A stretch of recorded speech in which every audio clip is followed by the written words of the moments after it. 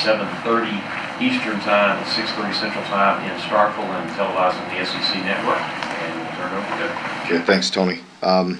Again, another big challenge here this week, going on the road, playing Mississippi State.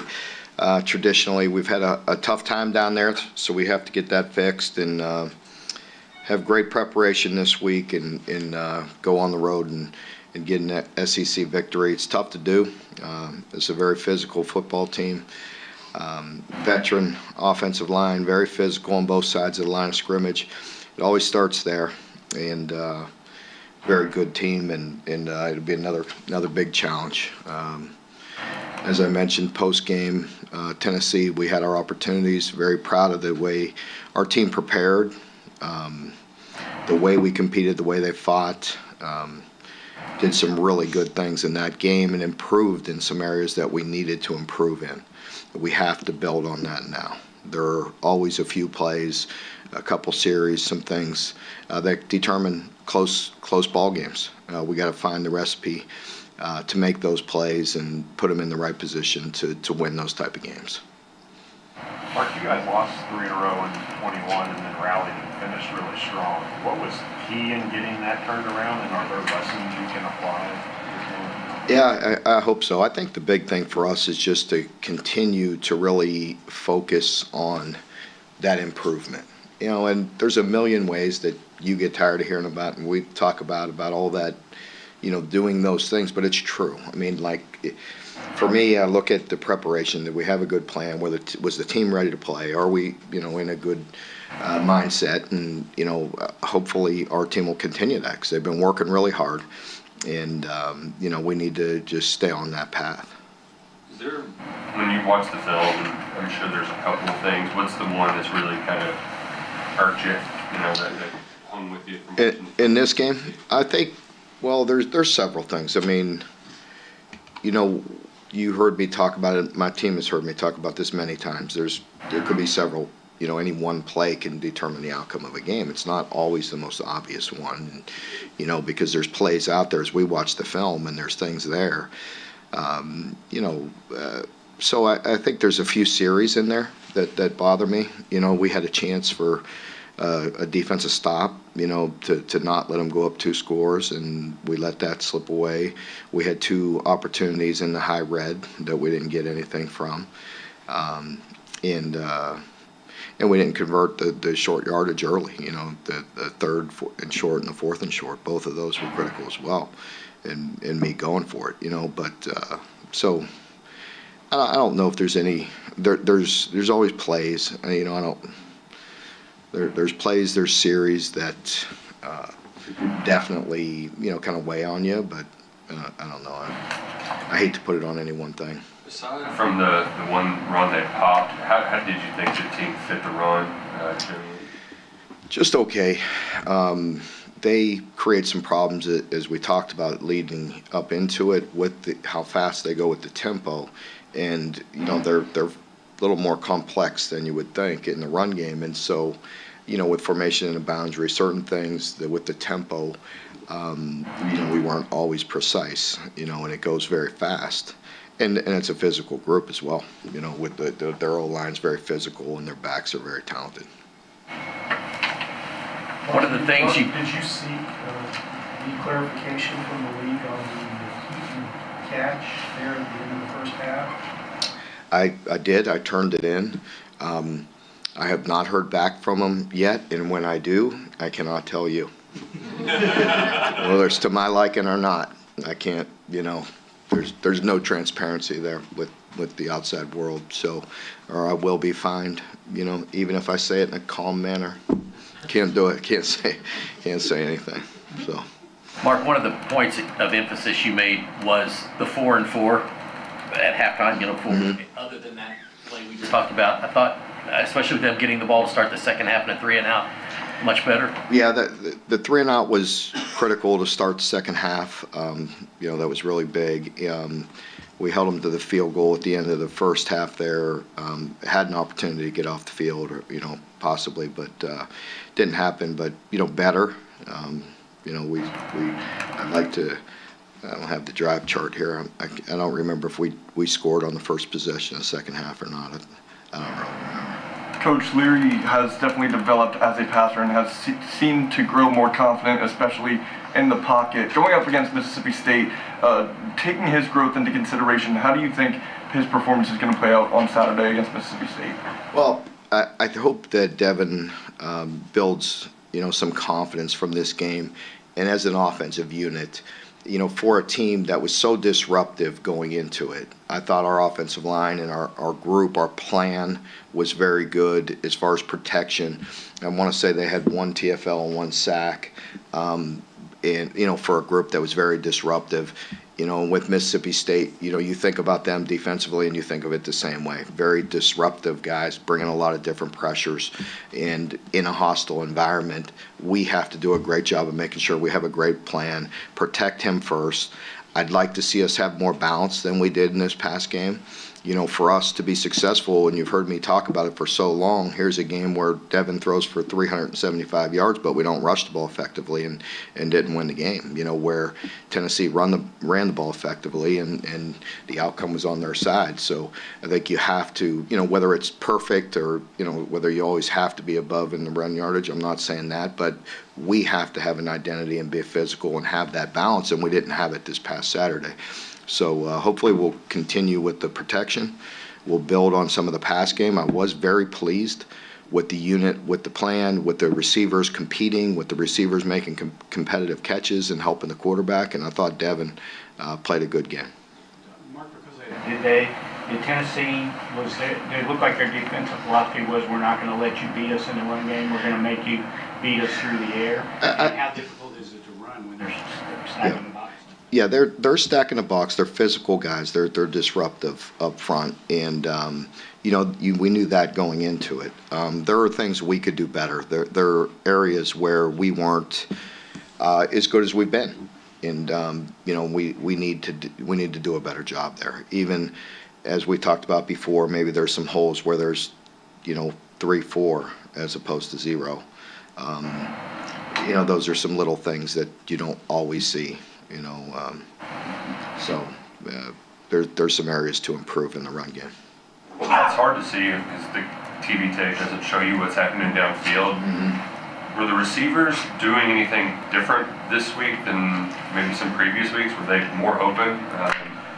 I just think the work that you've heard me talk about for 3 weeks now about really just getting on the same page in practice and the receivers working hard at the line of scrimmage, being some confidence with the quarterback and receivers that they're going to, get open. And I thought Devin threw gave him some opportunities as well. It's just like Barry On's 50-50. He gave him a good chance to go get that football. Other times, Dane made, some good moves at the line of scrimmage, got open.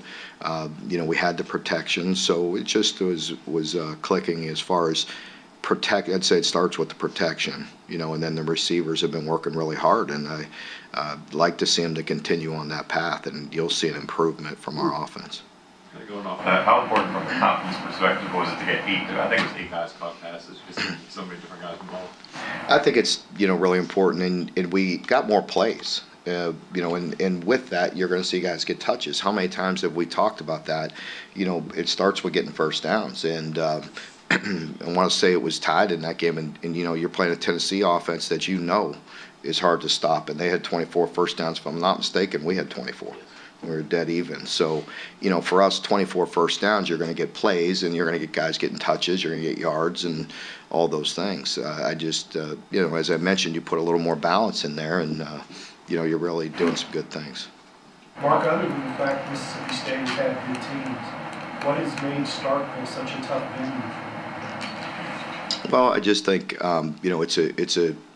it's another SEC team on the road. I mean, how many times? You cover us, and I see you there in your same spot every week. But if you listen to every SEC coach, it's probably about the first thing they're going to say. Going on the road and winning in these venues is not easy. So, we had a great atmosphere here this past Saturday. I wish it could have delivered the victory for such a great crowd, but it was a great atmosphere, and it was a tough place to play, and that's what we need. And Starkville's the same. They have a passionate fan base. They have a team that's always long, physical, play very hard, and it's a hostile environment. So So we'll have our hands full, but that's what you have to prepare for.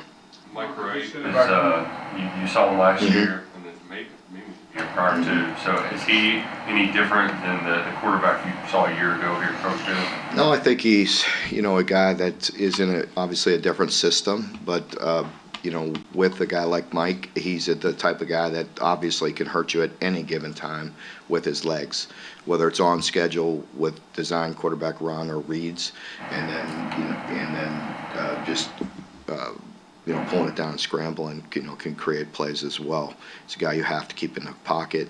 He's a guy much like last year and this year. You see signs, of down the field passing in his passing. He definitely can throw the ball, and they're building on that. And they always have some playmakers at wide receiver as well. So he's growing. I think you're seeing their offense grow with him under center. I'm not sure if it's for sure 100% going to be Mike or if it'll be Will. Very different players. Obviously, we have to be ready for all of it. Mark, you were talking about going on the road and how tough it is. Mm-hmm. I've been just about every one of them. But is it what makes Mississippi so unique? Is cowbell plays that at all? You're not going to get me this time. It's just, it's just a tough environment. It's just a tough environment. Give them credit. We've always had good games with them. They're always tough physical games, and it's just one of those games. A team that we play every year that we know each other pretty well and know the personnel, and I have a lot of respect for them.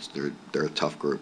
To go back to Ryan, you talked about those off-schedule drills. It felt like that's where most of Milton's success was just the kind of play breaks down and then turns nothing into something. So is there anything in particular you can do to combat that, other than don't let the I thought we were better in that outside of the one.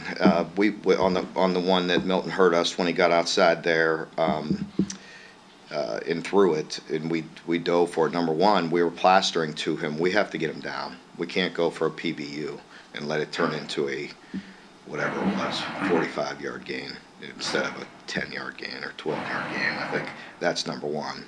You can never go for the ball unless you're going to get the tackle, especially in the middle of the field.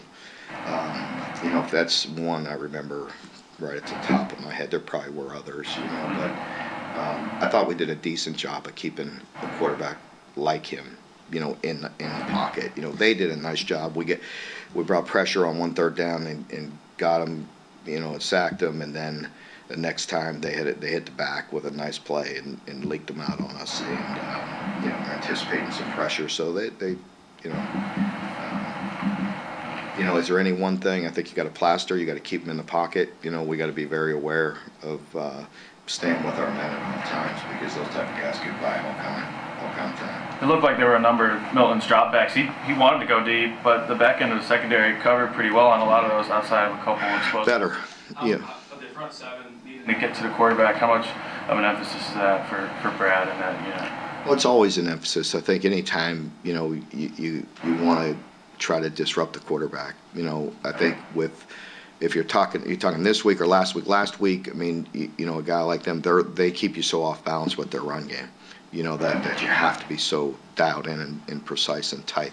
And then obviously when it converts to pass, you got to go. They have different variations as well, like everybody. It's a quick game, or there's some drop back shots. And for the most part, I thought we did a decent job in the pass game. We let them get the one, a big one. We let the scramble hurt us. Certain plays. This week, again, two different quarterbacks, very different.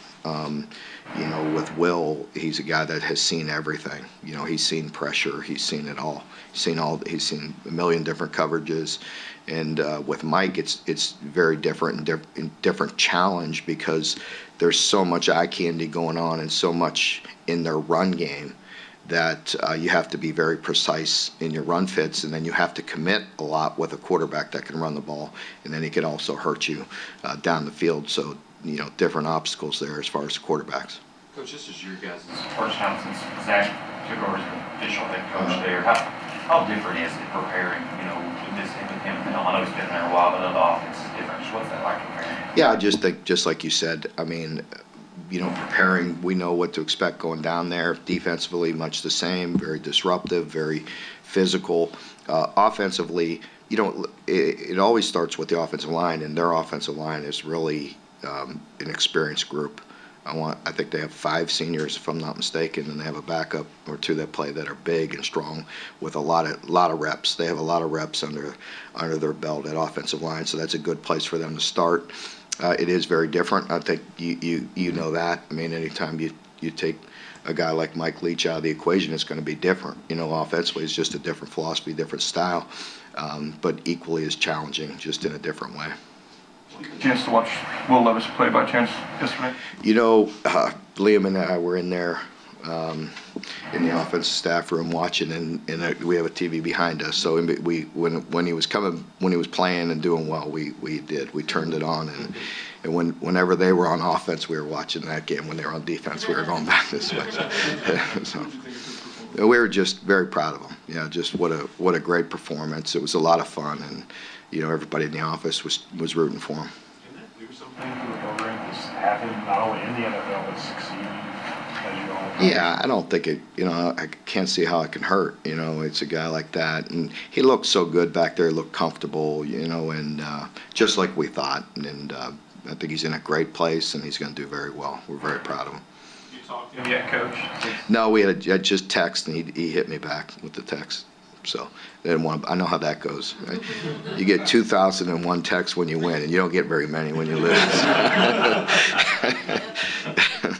the morale of the Yeah. team right now? We'll be fine. It is what it is. I mean, it's tough. I mean, they're going to be, they're hurting and beat up and bruised, physically and emotionally, but you get right back at it and get back to work. And I think, I hope that they take pride in that preparation, and I think take pride in a lot of ways that it carries over.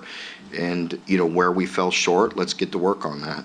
Mark, it's forced some young guys to play in that secondary due to some injuries, due to some true freshman, true time around. How do you feel like those young guys are doing when they're having to step in? Well, Ty stepped in and played fantastic against a team like that with how fast they go, and the way he played. He was our defensive player of the week, and he had a lot of good plays. He had a bunch of production for us, and how we keep tallies on production points. He had a lot of production.